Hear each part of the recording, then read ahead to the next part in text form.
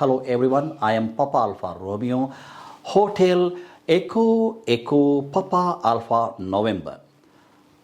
Some of you probably understood what I meant, but I know few of you might be thinking, why did he say his name like this?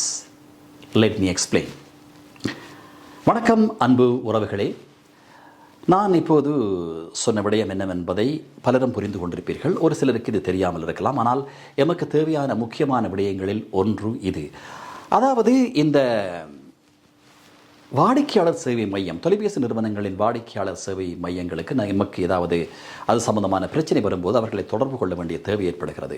அந்த நேரத்திலே உங்கள் பேரை எழுத்து கூட்டுங்கள், உங்கள் பேரை spell பண்ணுங்கள் என்று ஸ்பெல் செய்யுமாறு அவர்கள் கேட்பார்கள்.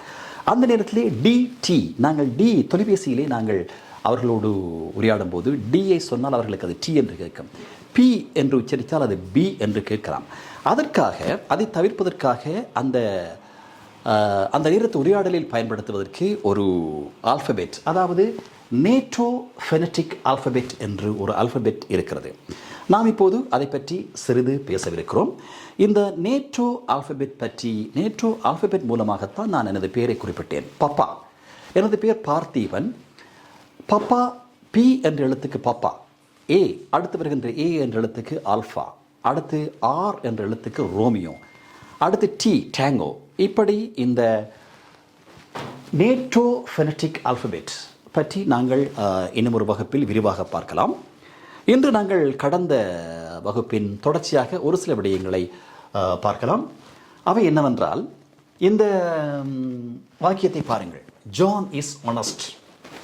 இது ஏச்சுக்கு உச்சரிப்பு, ஏச் என்ற எழுத்துக்கு நீங்கள் உச்சரிப்பு கொடுக்கக்கூடாது. ஏச் என்ற எழுத்துக்கு உச்சரிப்பு கொடுக்காமல் ஆனஸ்ட் என்று வாசிக்க வேண்டும். இது சைலண்ட் ஏச். இந்த ஏச்சுக்கு இங்கே சத்தம் இல்லை.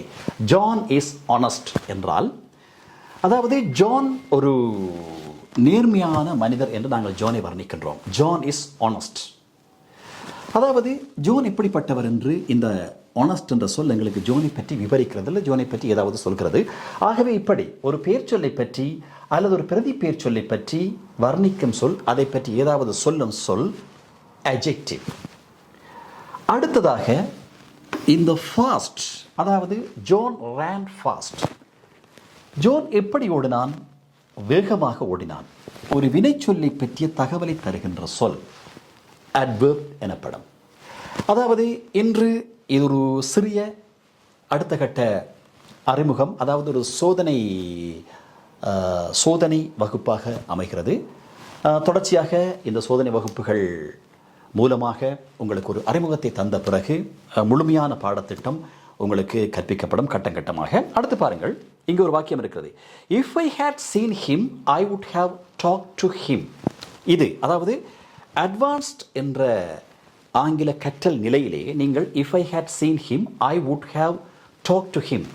இந்த சொல்லில் பாருங்கள், இந்த எல் இங்கே சைலண்ட் எல், இந்த எல்லுக்கு இங்கே உச்சரிப்பு இல்லை. வுல்ட் என்று வாசிக்கக்கூடாது, would. If I had seen him, I would have talked to him. இந்த வாக்கியம் தரும் அர்த்தம் என்னவென்றால், அவனை நான் பார்த்திருந்தால் நான் அவனோடு பேசியிருப்பேன். உண்மையில் நான் அவனை பார்க்கவும் இல்லை. இது ஒரு கடந்த காலத்திலே நிகழ்ந்திருக்கக்கூடிய ஒரு சம்பவம், ஒரு நிகழ்வு. ஆனால் நடக்கவில்லை. ஏனென்றால் நான் அவனை பார்க்கவில்லை, நான் அவனோடு பேசவும் இல்லை. If I had seen him, I would have talked to him. அதாவது இந்த நிலை வரை உங்களுக்கு தெளிவாக ஆங்கில இலக்கணம் புரியுமாக இருந்தால் அதன் பின்னர் உங்களுக்கு ஒரு ஆசிரியர் தேவையில்லை. நான் இந்த நிலை வரைத்தான் உங்களுக்கு அடிப்படை ஆங்கில அறிவே இல்லாதவர்களுக்கு கூட கற்பிக்கும் ஒரு முறை மூலமாக உங்களுக்கு கற்பிக்கவிருக்கின்றேன். இந்த நிலை வரை உங்களை கொண்டு வந்து விடுவேன். அதன் பின்னர் நீங்கள் சுயமாக இந்த நான் சொல்லியிருக்கின்றேன் முன்பே ChatGPT போன்ற AI அப்ளிகேஷன்ஸ் மற்றும் வெப்சைட் உதவியோடு ஆங்கிலத்தை திறம்பட நீங்கள் கற்க முடியும். அதாவது இந்த வேர்ஹவுஸ் என்பது களஞ்சிய சாலை, ஃபிசிக்கல் என்பது சம்பந்தமான சில விளக்கங்களையும் தரலாம் என நினைக்கின்றேன்.